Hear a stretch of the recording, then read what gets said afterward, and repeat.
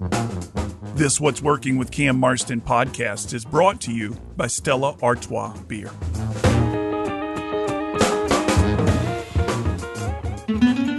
What's Working with Cam Marston is brought to you by Stella Artois Beer.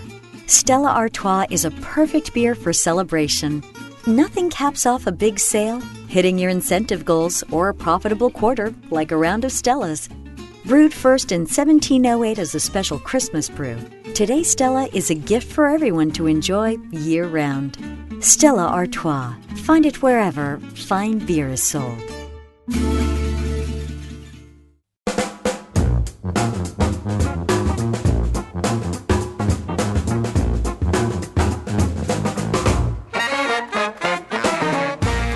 Welcome, everyone, to another episode of What's Working. I'm Cam Marston. You know the gig here. What's Working is a show that focuses on the workplace, the workforce, and the marketplace trends. We try to find people that can talk about the trends shaping their workplace, their workforce, and their marketplace in the hopes that something they say will make you a little bit better at whatever it is that you do. For months, I've been told I need to meet this guy who is my guest today because he is the resident expert on our topic. The guy is Scott Tindle. The topic is Bitcoin and the blockchain that Bitcoin is built upon. And I'll be honest with you, I don't know anything about it. And if you're a guy or a listener that doesn't know anything about Bitcoin and blockchain, but you've heard both of these words so many times and are looking for a level 101 introduction on it, you and I are in the same boat here. In fact, I drove from Tuscaloosa to Mobile not long ago, and I, prior to getting in the car, organized a handful of podcasts on my phone to listen to during the drive that would help me understand a little bit about Bitcoin and blockchain and Ethereum and all these other cryptocurrencies so that I could best interview Scott. And within about 20 minutes of the first podcast, it was so far over my head, nodes and nodules and things of this nature, I turned it off and thought, I just have no idea. I'm going into this conversation with Scott completely blind. With most of the guests on the show, I have a sense of what they do. I can begin a conversation about what it is that they do. However, with Scott, my conversation is going to begin with, I have no idea what this is, how it works. I don't know why it's important. I don't know what it means to me. I wouldn't know it if it landed in my lap. Take me from level 0 to help me develop some sort of at least capability of having a fluent conversation on whatever this stuff is. And that's what you're about to hear. If you're in my camp on this stuff, have a seat, take a listen. When we come back from break, we're going to have a blockchain and cryptocurrency level 101 conversation. If you're wondering whether this stuff is a buy for your future, if you're wondering whether you should begin to invest heavily into cryptocurrencies and blockchains of things like that, then I'm going to say you're probably not a good fit for the professionals at Sandifer Wealth Management. These people are really good at helping people prepare their futures and help them organize their finances in such a way that their money will outlive them. And all this Ethereum and blockchain may fit in, and they can buy it for you if you wanted it. But if you're looking for predictability for your finances in the future, I encourage you to give Sandifer Wealth Management a call and let them do what they do best, and that is put you into a position where you can count on income, where you can count on things that are much more predictable when it comes to wealth management. When we come back, I'll be with Scott Tindle talking blockchain and Bitcoin.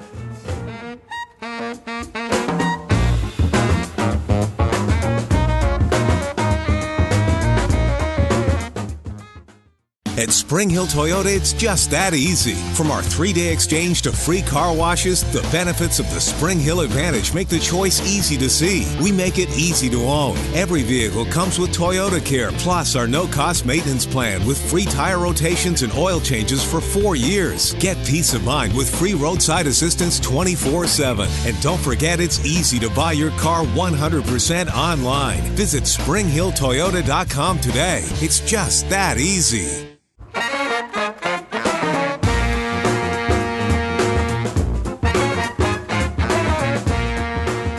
listening to What's Working. I'm Cam Marston. I'm in the studio today with Scott Tindle. He's the founder of Grit Ventures, graduate of Auburn University and the University of Alabama Law School.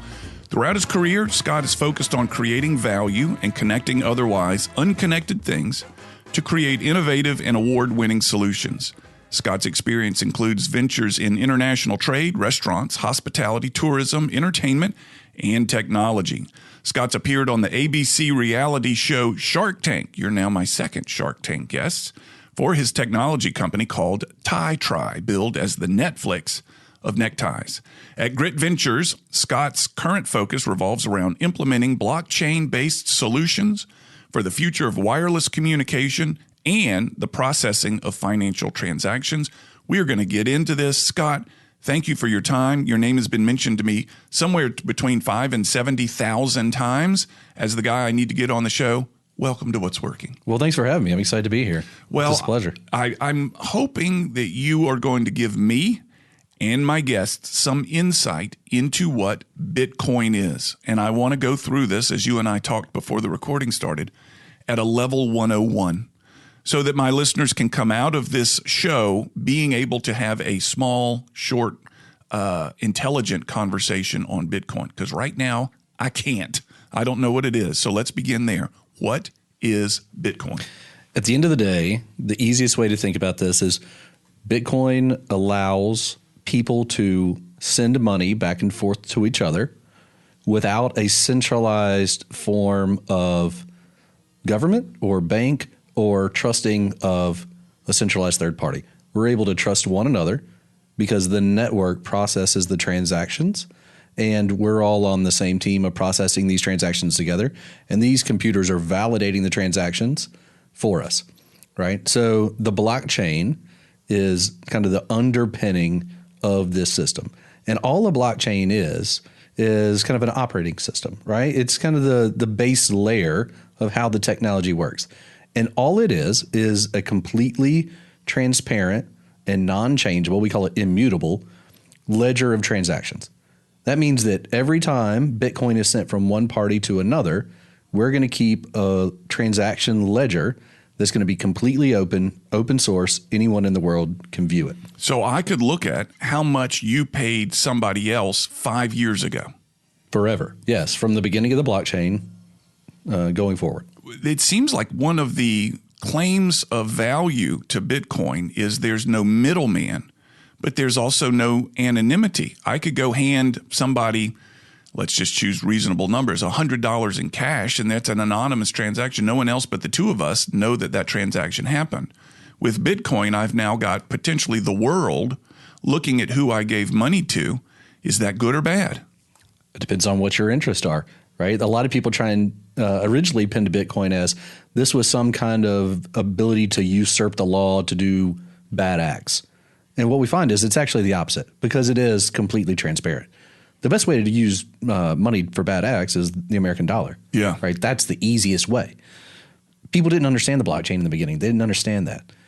For us, the way we look at it is it is not completely anonymous, but it's mostly anonymous, right? You have a wallet address, but no one knows who that wallet is tied to. You don't have to disclose your wallet address if you don't want to. Furthermore, you can take your Bitcoin off of these exchanges or off of where we're trading them, and you can hold them, and this is getting down into probably 102, in what's called a cold wallet, where you can store your Bitcoin on a hard drive or a thumb drive or a jump drive yourself, and then that's no longer on the network. But if we want to back up a little bit. Let's back up a little bit. I'm swimming already. The easiest way to think about this is Bitcoin is a payment transaction network. When we go to the gas station and we want to fill up, we take our debit card or credit card. We put it in the machine, sends electronic signals out there. Somebody has to do the work of saying, yes, we do have the money to pay for this transaction, or no, we don't, right? So that's going through the credit card processors. That's going through the telecommunications companies that have all the infrastructure in place and everything in between. Because of that, it cost us about 3.5 cents per $100, right? Like 3.5 cents or 3.5% per transaction. Mm-hmm. It's credit card fees. We see it all the time now on restaurants, menus, right? We'll give you a cash discount. through the blockchain, we're able to eliminate all those central pieces and all those middlemen, and the transaction can be processed for a fraction of the cost. All right, let me, this is good. It's helping me. Let me back up one step. Well, you've answered what Bitcoin is. Why is it important? I'm hearing it in some of your words. You're alluding to its importance. But tell me in simple terms, why is Bitcoin important? Why should I care about this? Because we have to live in the world the way it exists, not the way we wish it existed. Okay? So the way the world exists now is this digital currency and these ledgers, these blockchains, are moving forward through every single sector of the economy. No matter what sector we look at, we will be able to find ways that the blockchain and the innovation and the new processes that come with that are integrating into everything we do. So it doesn't matter whether I want Bitcoin to exist or not. It exists. Mm-hmm. It doesn't matter how I feel about it. It exists. So we have to live in the world as it exists, not the way we wish it existed. If you want to take just one sector, you can take the shipping industry, right? We see everything that's going on with the shipping industry now with all the delays, and the shipping industry is very, very tight margins, right? They're down to the penny. And so what they've done now is instead of having to use all these central banks and everyone else to move the money internationally, they can use what's called TradeLens, which is a blockchain-based product that Maersk and everyone else uses. 80% of all of the shipping and logistics information now is going through TradeLens, which is a blockchain-based product. So the information, these shipping companies are still not getting paid in Bitcoin. They're using the blockchain operating system. That's not the right term, but the blockchain operating system to track and move stuff. And some of them are starting to use digital currency to make these transactions. So Bitcoin is just one form of digital currency on one blockchain. There are other different blockchains, just like there's different operating systems for a Mac compared to a PC, right? So there's not one blockchain. Blockchain is just a type of technology. I see. Just like there are different operating systems, we can say that this is a blockchain technology that's called blank. This one over here is a different blockchain technology. It's called blank. Correct. They both function similarly, but they're created. They have a different creation. They have a different... and they have different use cases. Okay. So Bitcoin is the most popular, right? It's the granddaddy of digital currencies. Yeah. Ethereum is number 2. Uh-huh. Ethereum was built to solve some of the problems that people saw with Bitcoin. So Bitcoin takes 10 minutes to process a transaction. Some people might say, that's inconvenient. That's terrible. I would never go to a gas station and wait 10 minutes for my transaction to process. That's fine. That's not what it's built to do. But if you were trying to send $15 million from a U.S. shipping company to a European shipping company, 10 minutes to wait on $15 million is not a big deal. No, I would do that. So these blockchains are all being built for specific purposes, right? So you take like the Helium blockchain, which is one of the ones that we're invested in. They process transactions every 60 seconds, and they're just built for different purposes. So you have an expertise in blockchain technology. Is that safe to say? As expertise as you can be with a technology that's only a decade old. Yeah. Okay. You have whatever there is available. You've got this expertise. How are you applying this to your clients? Am I interacting with blockchain today personally that I may be unaware of? Well, every day, right? Because we just talked about 80% of all the goods shipped around the world. Right, but these are not transactions that I'm making. I'm not paying Maersk, but I am buying whatever that may be manufactured in Asia and shipped over here. But what about me personally? What about the listeners personally? All right, so we can give an example in wireless communication. All right, so we see these scooters that ride around downtowns all the time that you can rent, right? So when you're connected to that scooter, when you're riding it, it's connected to your cell phone. That's how the company knows where it is, right? And that's how they know how much to charge you. Well, when I get off that scooter, my cell phone is no longer connected. That company still wants to know where that rental scooter is. They can put a little sensor on this scooter that can send out a pulse every 5 minutes. And if there's a hotspot nearby to detect that pulse on the Helium network, then we can translate that information into the internet. And let's say your Lime scooters you can use this blockchain technology to see where every single one of your scooters are around the world for the cost of $1 per scooter a year. A year, rather than if you have a cell or SIM card on it, it might be $100 a month. I see. So instead of tracking this scooter for $100 a month, I can now track it for $1 a year. Because the SIM card is going to be connected to the telecommunications networks. AT&T or Verizon or whomever you're using. And they're going to want to charge you for that. Because they have exclusive control over it. There's only a couple of players. All right. So they are able to determine what that price is going to be. So is Goliath going down, or is Bank of America going down because of blockchain technology? They're going to have to get in with the game. So to give you an idea, we just talked about this wireless communication system for helium. Dish Network just spent $4.2 billion. With a B. That's a big number. To get involved with the helium blockchain. Because what Dish is going to do is they own Boost Mobile and a number of wireless groups that are kind of under their umbrella. They're going to use this technology, and they're going to allow 3.5 million homes to be 5G, basically micro towers, so that they'll have 5G wireless coverage anywhere that there's a Dish subscriber. So they're in on it. They're saying we've got the technology to begin utilizing this through our dishes. Now we've just got to. And guess who gets the money? The homeowner. The homeowner will get paid to allow this technology to exist on their house. So now we're taking control away from the conglomerates and putting it in the hands of the people. And that's what blockchain is able to do at scale. All right. Let's take a break. Get the advertisers some action in here. When we come back, we'll have more of this content. I'm with Scott Tindle. We're talking blockchain. We're talking Bitcoin. A lot more to come. We'll be right back.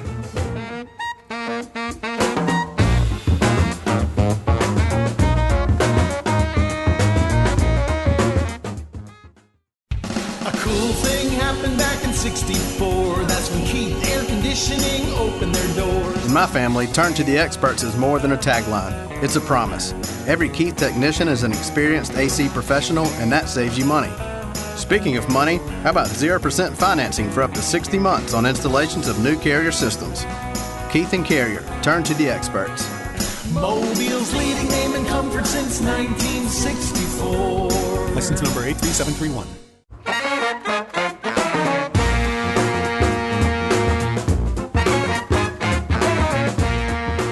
Scott Tindle is with me. We're talking Bitcoin. We're talking blockchain technology. We're going to talk Bitcoin mining. I'm not sure what that is.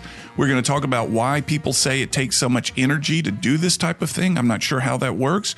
Prior to the break, Scott, we were talking about the scooters and the fact that you're giving me the example, and then we were talking about Dish and how they're getting in on this. What other large organizations are recognizing this technology to be a threat to the way they're functioning and are making big pivots to address this? So a couple headlines we've seen recently. Square announced that they are in the process of developing an at-home Bitcoin miner so that you could mine Bitcoin at your house and get into the game. Well, what they're also doing is they'll be processing transactions on the Square apparatus, right? We also see that MasterCard has recently said that they're going to allow everybody that's got accounts with MasterCard to accept cryptocurrencies. So now if you accept MasterCard at your business, pretty soon you'll be accepting cryptocurrencies via MasterCard. All right. A couple questions here. First, what is Bitcoin mining? Help me understand what that means and how it works. So Bitcoin mining is how the Bitcoin blockchain rewards the computers that process the transactions. So we talked about in the first segment about how transactions are processed via, the gas station, the Visa, or what have you. So on the Bitcoin blockchain, somebody's got to process these transactions. And that takes millions of computers running these algorithms to decipher the code to say, yes, this is a valid transaction. And then the other computers validate that validation. Right? So everybody is validating everyone else's work. So it's me saying I can vouch for him, and you saying I can vouch for him, and you saying I can vouch for him, and everybody through this chain endorses this as a legitimate transaction. And it's less about the person than it is the cracked the code, right? Yeah. Broke the transaction, broke the password, and said, Yes, whoever does it first gets a larger reward, but then everyone else is double checking their work. Just like when we were in math class, you pass your paper to your friend, they double check the answer and give it back to you. That's what all these computers or nodes are doing around the world. They're double checking everyone else's work. So I could hypothetically plug my computer up to the internet, put a node, download a node onto my computer, and become a part of this blockchain verification process and be paid because of it. Absolutely. So one of the things that you said as we started was MasterCard, let's say, takes a 3% fee. Who's paying me the fee? Is that added to the transaction cost? Who's paying me the fee for making my computer a node? That is coming through the blockchain and through the Bitcoin infrastructure, which was created by Satoshi Nakamoto. Let's hold off on that right now. So you are getting paid a fraction of a fraction of a fraction of the transaction fees. Right? So there is a transaction fee. Yeah, absolutely. It's just microscopic compared to what we normally see. It's not 3%, it's microscopic. Correct. Yeah. So my $100 transaction, as I'm paying for something on Bitcoin, is it 100.00001 or is it 100? And I mean, where does that extra transaction fee money come from? Who's paying that? Where is it originating? It's originating through. This is a great question, but it's originating through the Bitcoin that are released through the blockchain. So this blockchain for Bitcoin was set up with an algorithm that would release a specific number of coins over a specific amount of time. So there will forever only be 21 million Bitcoins ever created. In the world, in the universe. In the history of the universe. Yeah. Now, what we know is that number is actually lower than that because once we will never have 21 million in circulation because some have already been lost. Keeping up with lost Bitcoins is important because it tells us the actual circulating inventory of a Bitcoin. You say, how can I lose a Bitcoin? Right. Let's say I've got my encrypted password on a hard drive and that hard drive is destroyed. If I don't have that backup password somewhere, I've now lost access to that Bitcoin.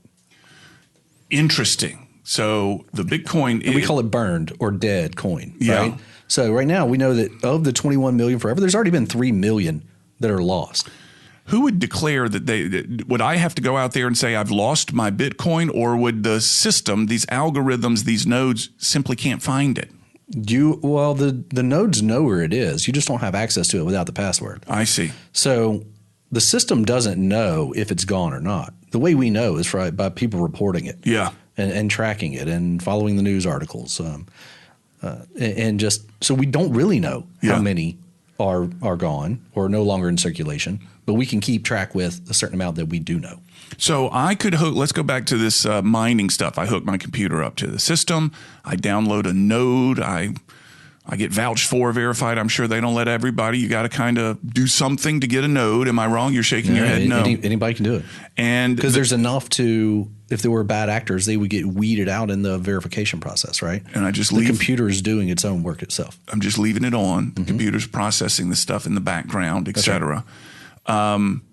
And I'm beginning to sense this is where the electricity complaints come from. Is that right? So let's talk about the attacks Bitcoin has had from environmentalists saying this is a huge consumer of electricity. You're bragging on the efficiency and that it's right to do. However, you're burning dinosaurs all the time. Absolutely. I think that's all true. There's 2 points I would make to that. One is that cryptocurrency is going to push the race for renewable energies because people need the cheapest form of energy. That's how they make money, right? These things do burn a lot of energy. So you're actually going to see cryptocurrencies are going to push forward renewables. There's people right now that are mining cryptocurrencies using natural gas. They're using the flare gas that comes out of the top of the well. Now, let's say this correctly so that I understand it, not correctly. When you say they are mining the Bitcoin using natural gas, what you're saying is they're using natural gas to power their computer. Correct. Which is connected to the system. Just like if I were to hook my computer up, I could say my computer is using Bitcoin using natural gas because the power plant up north on 43 is providing me the electricity and they're a gas-powered power plant. Is that accurate? That isn't how I would describe it. So how I would describe it is if you're plugged into the grid, you're using electric, what we would call electric. Yes. But there are people now who are using the flare gas out of the top of rigs, and they're using natural gas generators to take the natural gas and turn that into electricity through the generator. I see. So they're not on the grid at all. I see. There's people who are using thermo energy up in Iceland, using a ton. We saw down in Central America that in El Salvador now that they're using volcanic heat. Geothermal heat to power some of these machines. But at the end of the day, yes, it does burn a lot of electricity. And the reason is these computers are running the whole time. They're sprinting. They're generating a ton of heat. And so because of that, you're burning a lot of electricity. Well, so we're always looking for other ways to do it cheaper, right? Is this essentially me saying the reason I drive an SUV is because it gets poor gas mileage. And due to the poor gas mileage, we will run out of natural resources sooner. And necessity is the mother of invention. So I'm really helping us push towards inventing new power sources. Yes and no. But the other way of looking at it is, let's take me, for example. If I want to mine Bitcoin and I can either pay 7.5 cents per kilowatt hour from the power company or 3 cents per kilowatt hour for natural gas, the businessman in me wants to find the cheapest source of this energy, right? Yeah. So it's less of a moral prerogative for a lot of these folks, and it's more of a financial prerogative. That's great. That usually gets the needed change versus the moral prerogative. Right. I mean, it's what I said earlier, right? Yeah. We have to live in the world as it exists, not the way we wish it existed. I get a node. I put it on my computer. I plug my computer into the Bitcoin system, the internet, however it works. Mm-hmm. How long before I see any sort of profit on my node? So at scale, one small computer running at home, you're not going to make much money. That's not how the system's built. Most of these folks are running dozens of machines. But to give you an idea, every 10 minutes, right, you're going to join a pool. Every 10 minutes, rewards are being released. And so you'll be able to track it. You join a Bitcoin pool. Most people are not on their own. They're inside this pool and they're sharing rewards with one another. Oh, really? Okay. But every 10 minutes when the blockchain updates, it's releasing more rewards again. The word I want to use here, and I don't mean to offend, this is the word that there's a better word than this, but it has a cult-like feel to it. It's a really deep, passionate group. Now, I listened to a podcast yesterday on my way home from Tuscaloosa, and the passion with which these people talk about and the meetings that they have and the networks and the chats that are about it. There's just and cult is not the right word, but there is a very energetic group of people surrounding this right now. Can you comment on that? I can. I think you see this historically with early adopters for any new technology. That's a good point. Right? We saw it in space in the 50s, right? We're seeing a resurgence in space now, where these people are getting so energized and excited about space travel, space exploration. It's the same type of energy inside of a blockchain. And now, not everybody inside of that ecosystem agrees. That's why there's thousands of different cryptocurrencies, because they're all being developed for specific purposes. There's some people that are called Bitcoin maximalists that think that Bitcoin is the only one that matters, and they're going to put all their money into that. That goes back to not living in the world as it really exists. They're living in the world as they want it to exist. That's not how this is going to go down. What's more likely to happen is we're going to see hybridization of these things. We're going to eventually see that digital tokens are going to become recognized by governments, and governments are going to create their own digital tokens. They're going to try and get in the game as well, because they see that the future of money is this digitization and this tokenization of activity. So let's I assume that there will be a money exchanger. That's not the term, but a currency exchanger between, you mentioned helium and Bitcoin and Ethereum, I think was one of the others. Is it possible to move money between these different digital currencies right now, just like I can turn $1 into a pound, into a mark, into a yuan? That's right. There's plenty of them out there, but in America, the main ones are Coinbase. And FTX is now the official sponsor of Major League Baseball. You see that in all the advertisements during the World Series? Yes. That's all FTX is they're an exchange.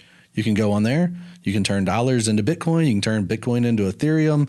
Any of the tokens that are hosted on their exchange, you can do transactions and you can trade it out. A lot of people are day trading cryptocurrencies because unlike the stock exchange, you don't have to have $25,000 in your account to day trade. Right. So you can day trade back and forth between these cryptocurrencies till your heart's content.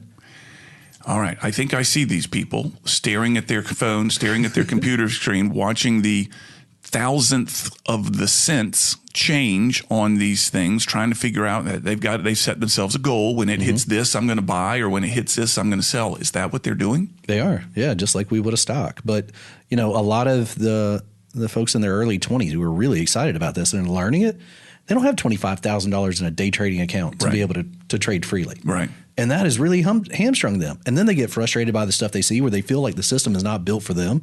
They see the stuff that happened with them with GameStop and AMC and Citadel, and now they feel like the system is rigged against them.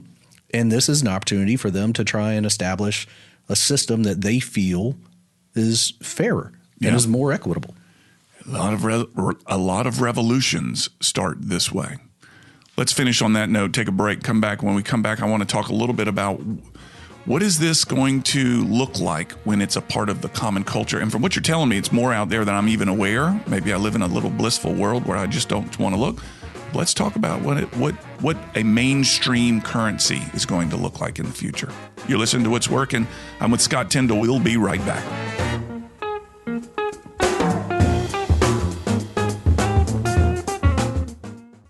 At Spring Hill Toyota, it's just that easy. From our 3-day exchange to free car washes, the benefits of the Spring Hill Advantage make the choice easy to see. We make it easy to own. Every vehicle comes with Toyota Care, plus our no-cost maintenance plan with free tire rotations and oil changes for 4 years. Get peace of mind with free roadside assistance 24/7. And don't forget, it's easy to buy your car 100% online. Visit SpringHillToyota.com today. It's just that easy.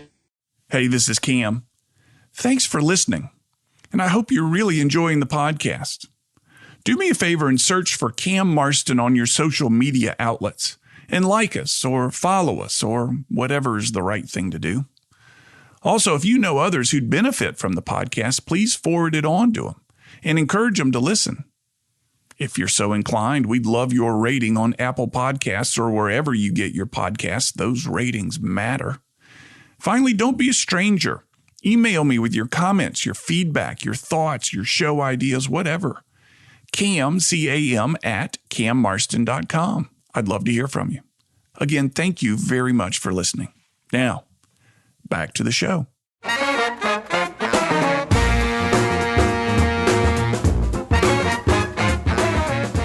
We're back. You're listening to What's Working. I'm Cam Marston. If you all could just have heard the conversation that happened during the commercial break, you would be as alarmed and as encouraged and just amazed as I am.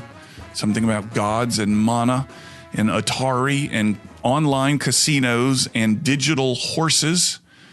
Scott, let's take a step back into things that I'm more comfortable talking about and that I can put my head around here. What is our world going to look like when these digital currencies become mainstream? Well, I would argue that they're pretty mainstream now when they're advertising on Major League Baseball during the World Series. It's a good point. And I'm beginning to realize how disconnected I am from this, perhaps just my willingness or eagerness to turn away because I don't understand it. But please continue. So to give you an idea, I remember when the first time I thought Twitter was a real thing was when Mississippi State put a hashtag in their end zone, and they did hashtag Hail State. Yeah. And I remember thinking, well, this Twitter thing must be legit. Yeah. I feel that people should feel the same way about digital currencies when they see them being advertised on Major League Baseball, when they see stadiums being named after, when Tom Brady and, some of these others, Steph Curry and these guys are the prominent faces of cryptocurrency exchanges.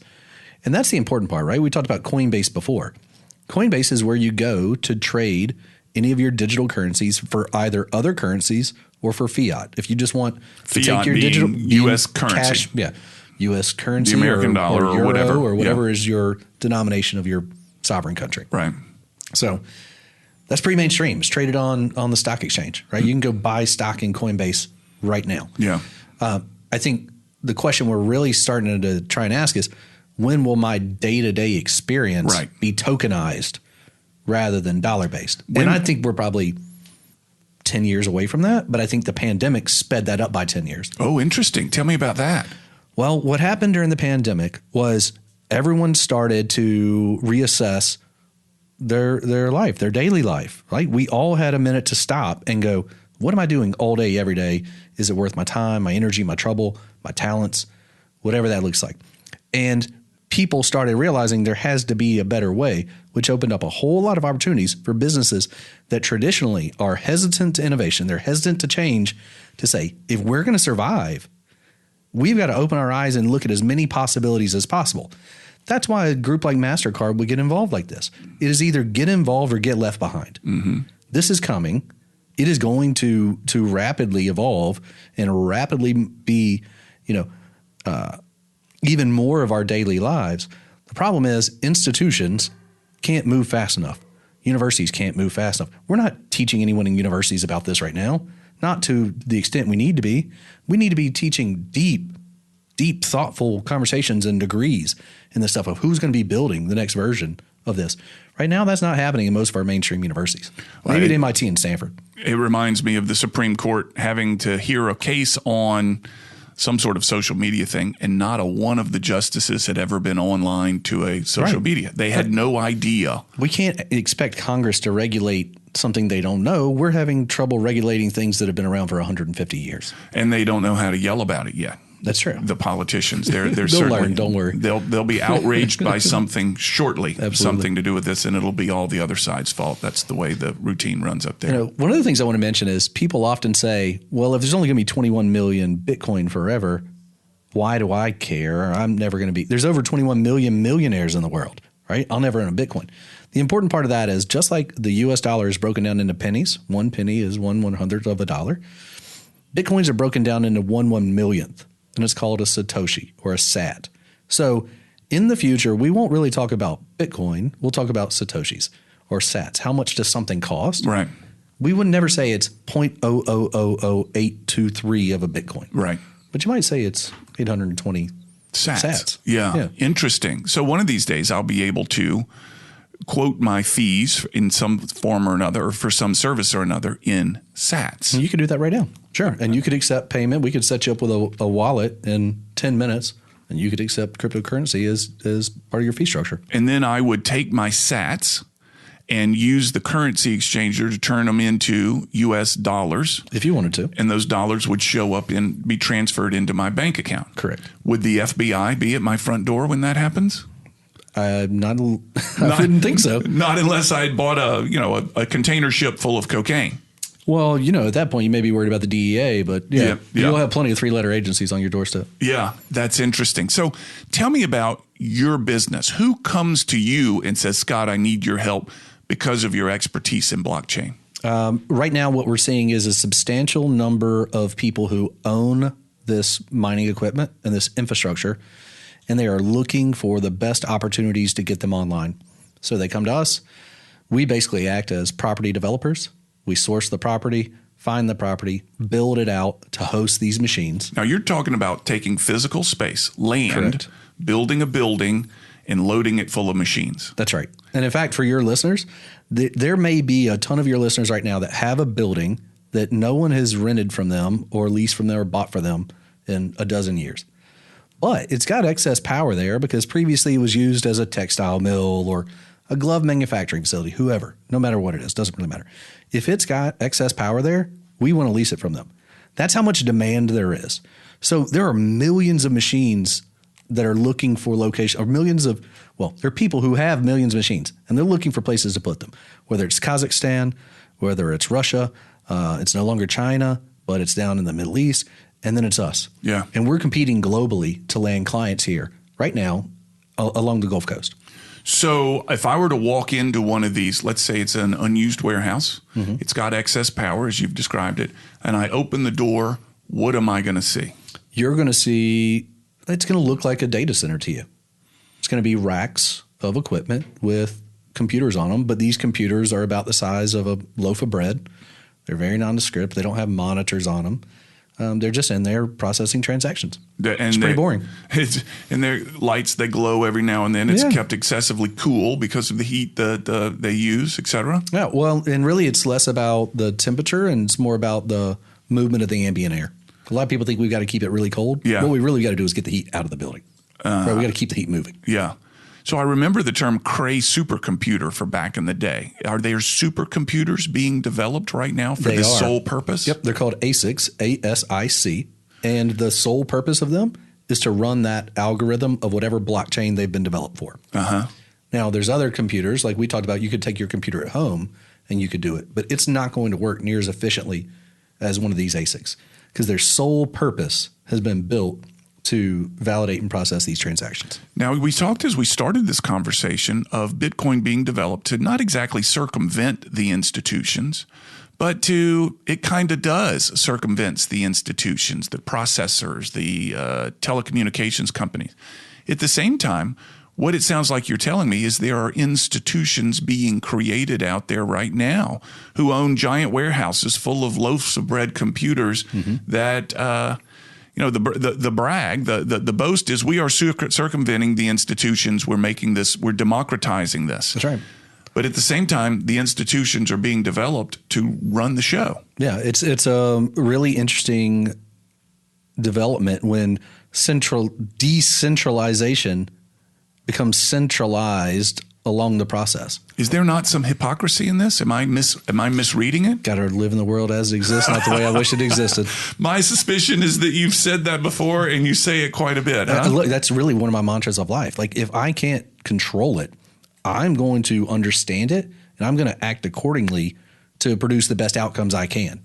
That's because the prayer I can't of St. change Francis. That's right. Yeah, that's it. That's interesting. So we've got these warehouses full of stuff processing this type of thing. Can I assume, let's say I've got a warehouse over here. Is it an Ethereum warehouse or is that warehouse mining 100 different cryptocurrencies, using 100 different BitChain technologies? I would say most people are mining Bitcoin. Yeah. That's what most people mine. But yes, in any given warehouse, we could be mining 100 different types of coin, depending on what that client wants to mine. So here's a question that I've heard asked, and I want to bring it to you. If you had more time in your day to focus on your business, what would you do differently? That's a great question. It really is, isn't it? I wish I could claim it as my own. I've stolen it. If I had more time in the day to focus on my business. I've stumped him, folks. This guy's brilliant, and you should see his expression. He's slack-jawed. Well, the interesting thing is I don't know that I want more time in my day to focus on my business. So it's like a question I don't want an answer to. Like I don't want, like this is plenty. Yeah. I got enough on my plate right now. I think it allows some people to think creatively about, here's something I've always wanted to get into, but I've never thought I've had the time to do it.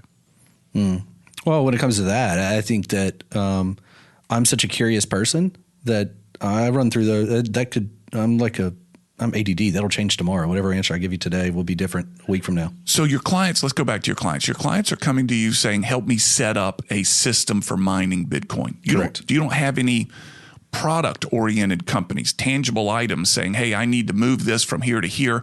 Is there a blockchain technology that will support this? Mm-hmm. So you've got to think that there's somebody out there selling these devices, right? People are manufacturing them. People are selling them. Through what we do on the Helium side, it's the hardware side. We're setting up and we're not developing, but we're setting up and installing and implementing the hardware for this wireless communications. If you think about the way the fiber network was built, Unity, or what we used to call Southern Light, they had to lay fiber in the ground long before everybody was using fiber. Right. But they had the vision to go lay the fiber because they knew what was coming. Yeah. That's what we're doing in the wireless communication sector. But we're not a product-based company. We don't sell anything to anybody. We don't have a website where people come and buy stuff through Shopify or anything like that. So do you consider yourself a consultant or do you consider yourself a provider of product? I would say that we're more a provider of a service. We're service-based business. What would be the phone call that you could get as a result of our conversation that would make you recognize, oh, that person heard it, understood it, and is now in? What would that person be asking you about?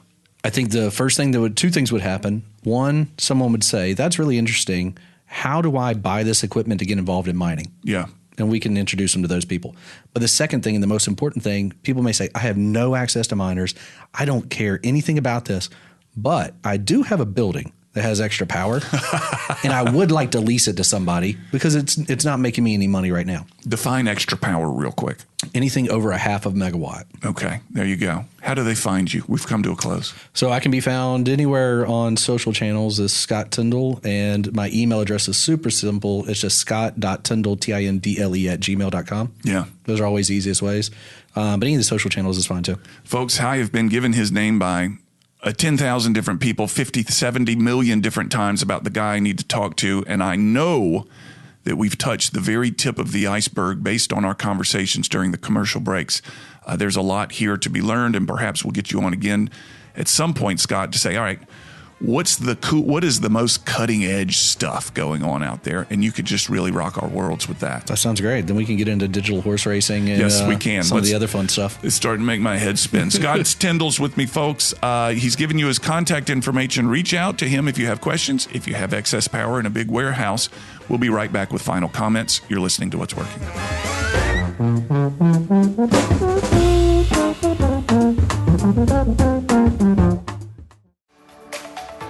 This is Cam Marston. The Keith family has provided service to my heating and cooling system since my family and I moved into our home 12 years ago. And today, Keith Air Conditioning offers 0% financing for up to 60 months on new installations, making a new heating or cooling system for your home even easier to come by. Give them a call or find them online and let them come work their magic. Keith and Carrier. Turn to the experts. Hey, this is David Lane with Coast Diagnostics, and when I'm not doing COVID testing, I'm listening to What's Working with Cam Marston. Now back to the show.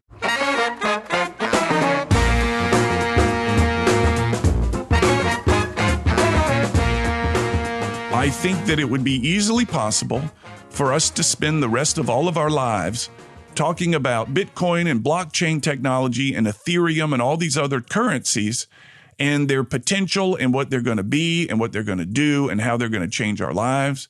I think if we could get Scott back in the show and say, all right, buddy, the mic is yours, blow our minds, that we would all quickly have our minds blown if we could follow what it is that he's talking about, what he's describing. Sometimes you get some subject matter experts that are so deep into their subject matter that when they begin to describe the depths of what it is that they do or what they know, it loses the average consumer. And my fear would be with Scott, he would quickly pass us by and we would not understand what he was telling us, the capabilities of this. But I would nod and smile and say, yeah, I get it. I get it. But really, I don't. Anyway, it would be fun to have him back to see if he could blow our minds with what's possible here, yet make it accessible so that we can understand it. Thanks, Scott. Thanks for your time, my friend.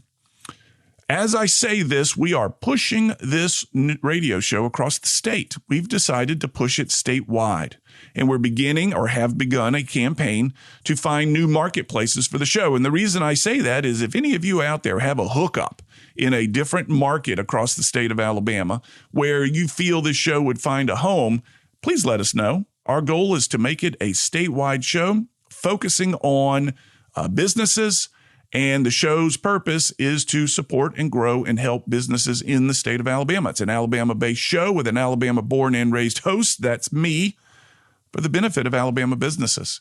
And the effort to push it across the state has begun. If you can offer us any assistance in that regard, please do. That'll wrap us up for the week.